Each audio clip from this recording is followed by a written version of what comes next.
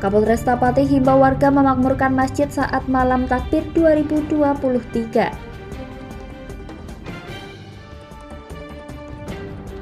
Direktorat Reserse Kriminal Khusus Polda Jawa Tengah tetapkan 14 tersangka kasus penambangan ilegal. Menteri Agama Republik Indonesia melepas ekspor makanan siap saji asal Solo untuk jemaah haji dan umrah di Arab Saudi. Selamat sore pemirsa, bersama saya Puji Lestari, inilah Jateng hari ini.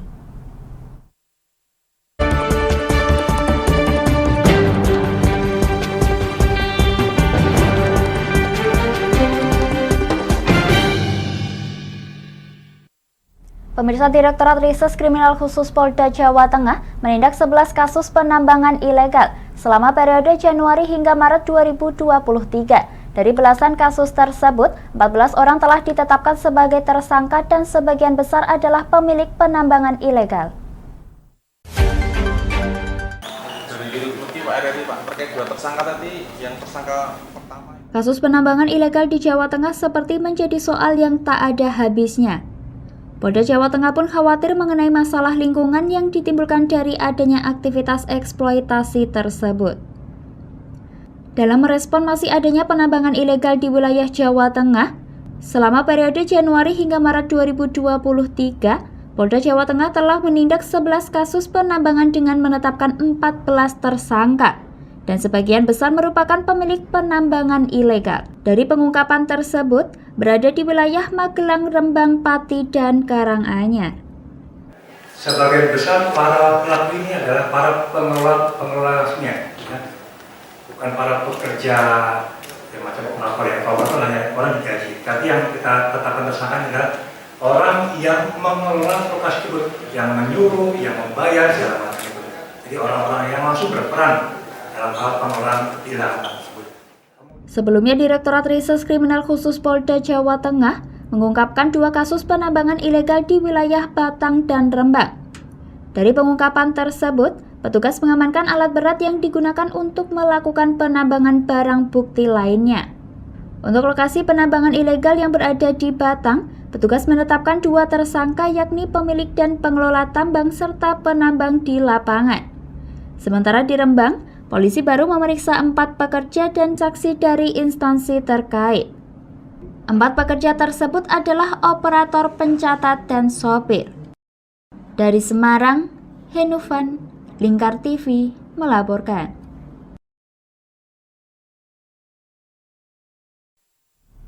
Pemirsa, PT Kereta Api Daup 4 Semarang menerjunkan ratusan personil untuk turut serta dalam mengamankan perjalanan kereta api di perlintasan sebidang dan memantau daerah rawan bencana untuk mencegah terjadinya gangguan perjalanan kereta api selama musim mudik dan balik lebaran tahun 2023.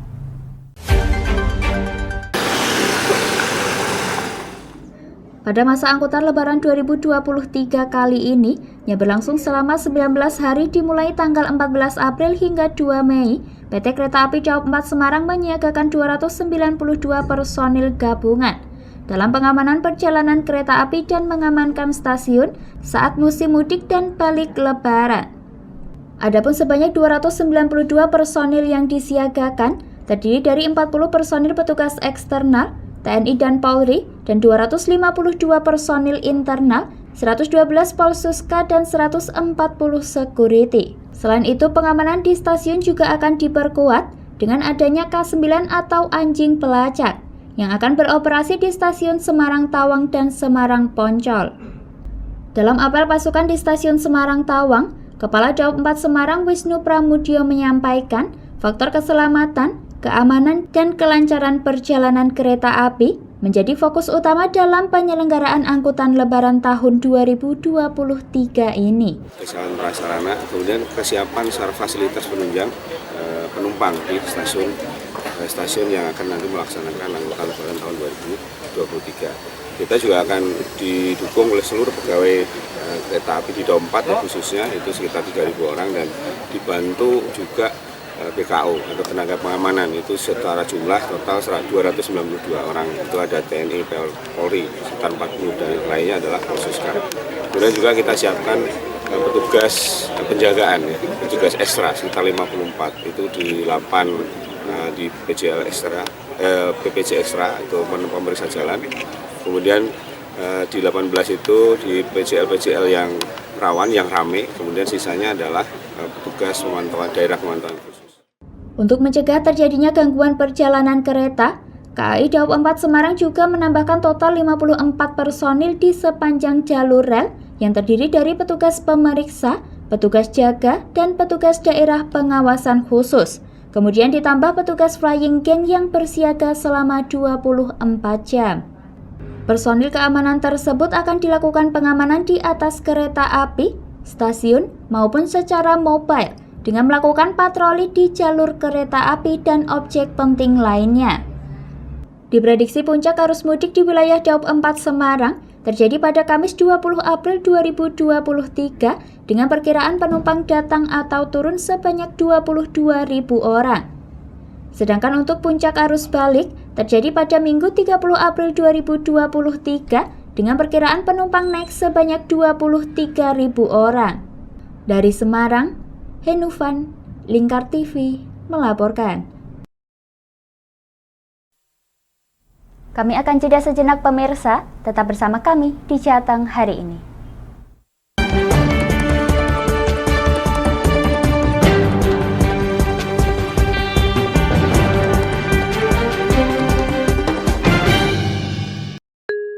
Ramadan penuh berkah. Sambut datangnya bulan suci Ramadan, spesial program sejarah Islam, menambah pengetahuan Anda mengenai kisah-kisah Nabi dan para sahabatnya. Sinema Islami yang saran akan nilai-nilai keislaman. Menemani istirahat siang Anda bersama musik religi, musik masa kini penyejuk hati saat bulan Ramadan. Menyuguhkan serba-serbi Ramadan yang meramaikan momen Ramadan Anda bersama keluarga. Program Kultum Spesial Ramadan yang menemani Anda jelang berbuka puasa.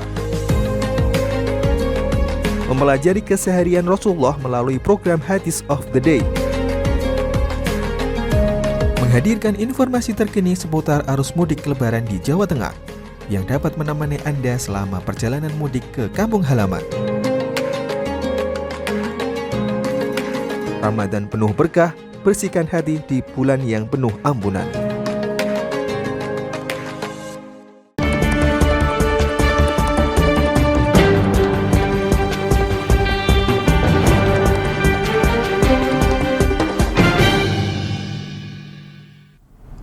Pemirsa, Anda masih menyaksikan Jateng hari ini.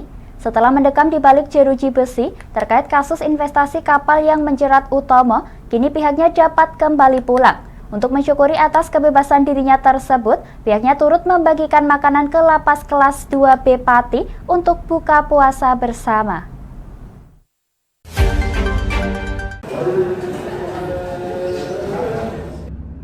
Inilah menu makanan yang dibawa Utomo ke lapas 2B Pati sebagai wujud syukur atas vonis bebas dari kasus yang menimpanya.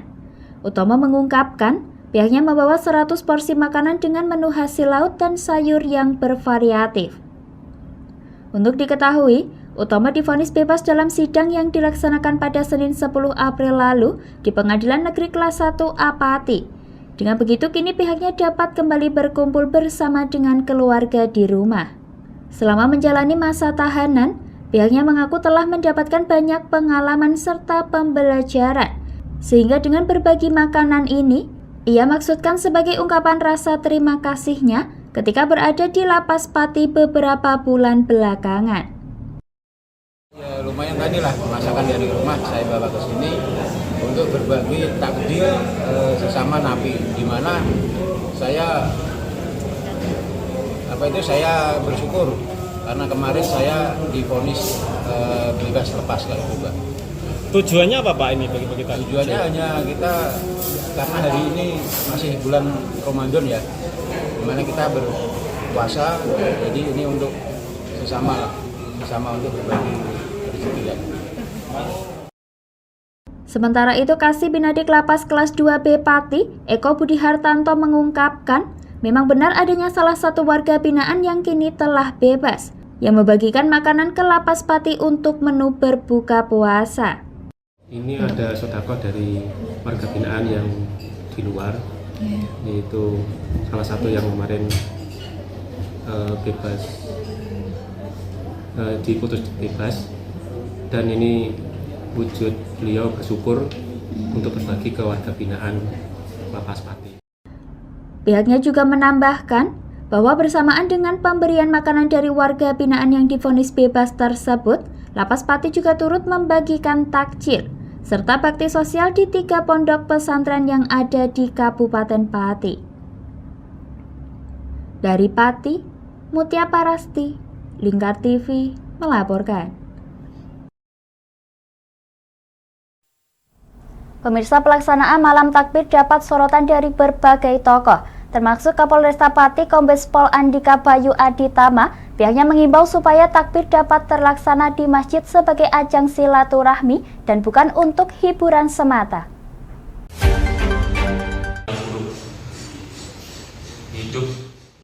Malam takbiran merupakan momen yang ditunggu-tunggu. Pasalnya masyarakat di Kabupaten Pati di wilayah tertentu memanfaatkan momen takbiran dengan membuat ogoh-ogoh serta membawa sound besar yang dibunyikan. Tak jarang dalam momen takbiran tersebut dimanfaatkan oleh beberapa oknum yang membunyikan musik dangdut dan lain sebagainya dan justru tak menggemakan takbir. Hal ini tentunya meninggalkan esensi dari perayaan malam takbir itu sendiri. Hilangnya esensi momen takbiran tersebut tentunya menjadi sorotan dari berbagai pihak, termasuk Kapolresta Pati Kombes Pol Andika Bayu Aditama. Pihaknya turut menghimbau dan mengajak masyarakat supaya dapat memakmurkan masjid pada perayaan malam takbiran. Ini bertujuan agar tak menghilangkan esensi asli dari takbiran itu sendiri. Dengan berkumpul bersama di masjid, silaturahmi dapat kembali terjalin sambil menggemakan takbir.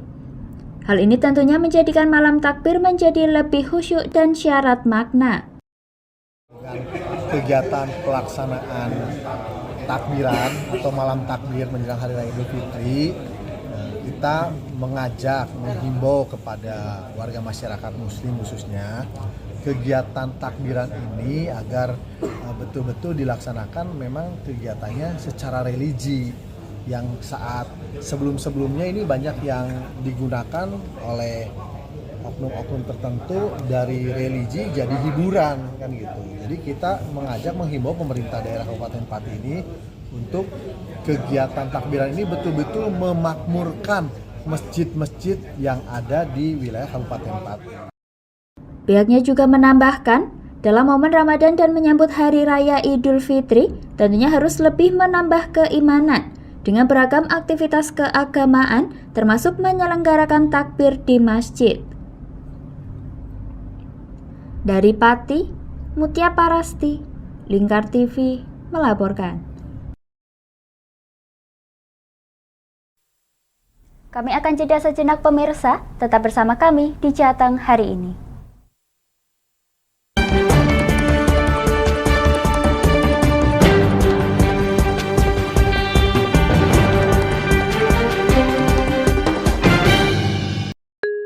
Ramadan penuh berkah.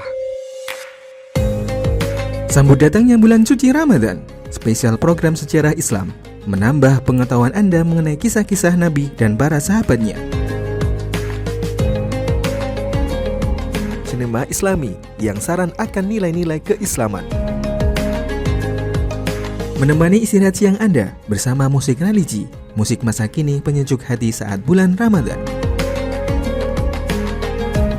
Menyuguhkan serba-serbi Ramadan yang meramaikan momen Ramadan Anda bersama keluarga. Program Kultum Spesial Ramadan yang menemani Anda jelang berbuka puasa. Mempelajari keseharian Rasulullah melalui program Hadis of the Day. Menghadirkan informasi terkini seputar arus mudik Lebaran di Jawa Tengah yang dapat menemani Anda selama perjalanan mudik ke kampung halaman. Ramadan penuh berkah, bersihkan hati di bulan yang penuh ampunan.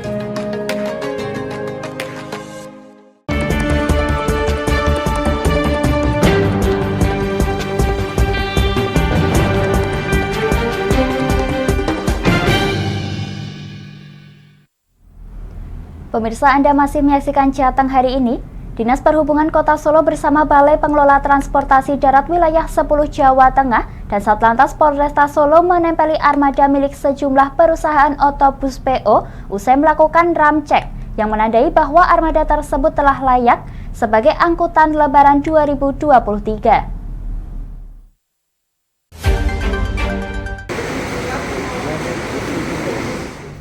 Jelang Lebaran, Dinas Perhubungan Kota Solo bersama Balai Pengelola Transportasi Darat Wilayah 10 Jawa Tengah dan Satlantas Polresta Solo melakukan pengecekan pada armada milik sejumlah perusahaan otobus PO dan menempelkan stiker yang menandai bahwa armada tersebut telah layak jalan. Stiker ini dapat menjadi acuan bagi pemudik yang hendak menggunakan moda transportasi bus saat hendak mudik maupun balik pada Lebaran tahun 2023. Setidaknya ada 4 lokasi yang disambangi rombongan dalam giat ramcek kali ini, seperti garasi PO Mulyo Indah, PO Mata Trans, PO Yes, dan PO Rosalia Indah. Di setiap garasi tersebut, petugas melakukan pengecekan dari kelengkapan surat-surat penting hingga pengecekan fisik kendaraan.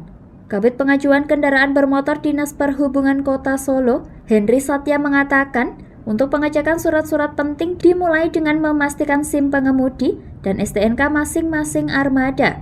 Kemudian pengecekan masa berlaku surat pengawasan dan surat izin trayek.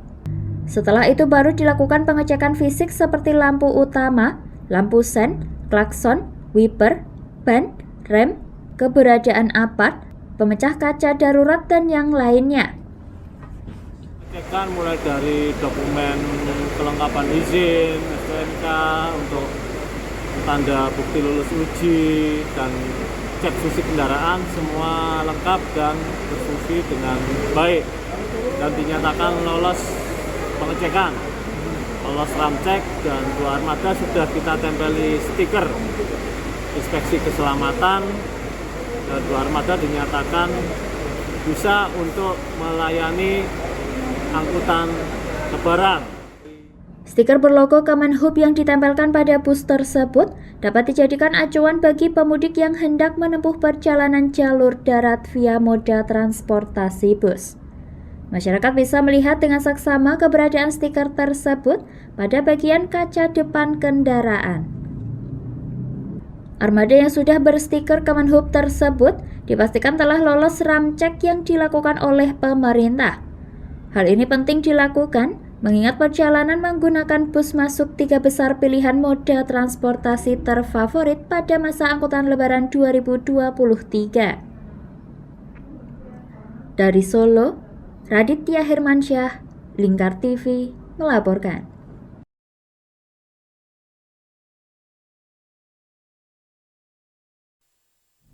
Pemirsa, Menteri Agama Republik Indonesia Yakut Khalil Kaumas melepas ekspor makanan siap saji asal Solo untuk jemaah haji dan umroh di Arab Saudi. Ekspor makanan siap saji ini merupakan kali pertama bagi Indonesia.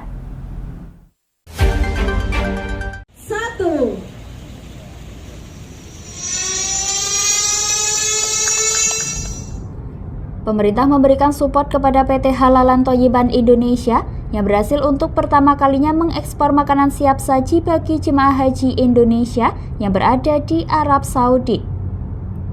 Menteri Agama Republik Indonesia Yakut Khalil Kaumas mengatakan, langkah tersebut merupakan terobosan penting mengingat selama ini konsumsi makanan untuk jemaah haji asal Indonesia bukan disediakan oleh Indonesia, melainkan dari Arab Saudi.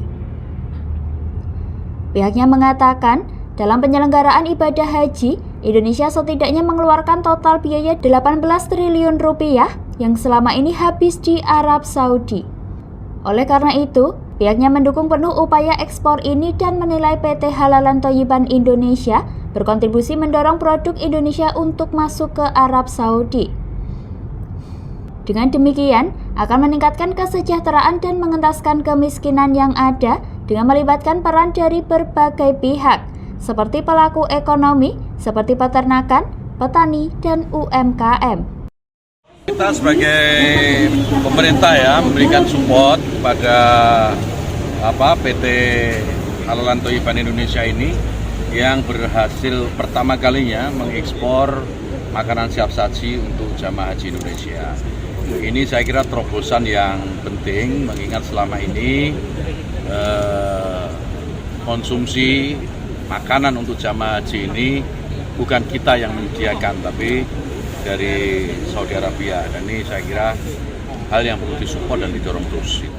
Sementara itu, pemilik PT Halalan Thoyiban Indonesia, Puspa Wardoyo mengatakan, perusahaan yang merupakan bagian dari Wong Solo Group ini mendapatkan pesanan sebanyak 1.275.000 porsi makanan kemasan siap saji yang berupa lauk pauk untuk diekspor ke Arab Saudi sebagai menu makanan siap saji bagi jemaah haji mulai musim haji tahun 2023. Ya, kami dari PT Halalan Thoyiban, pabrik yang di MR yang di Solo, ya, kita pasok dari Solo ke kita.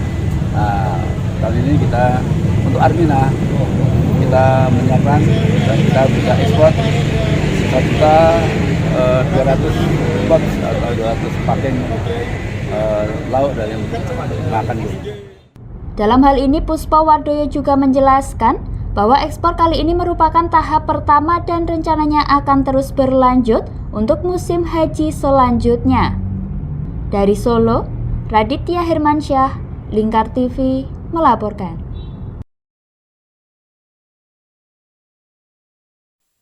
Demikian Jateng hari ini, saya Puji Lestari dan seluruh kru yang bertugas mengucapkan terima kasih atas kebersamaan Anda. Selamat sore dan sampai jumpa.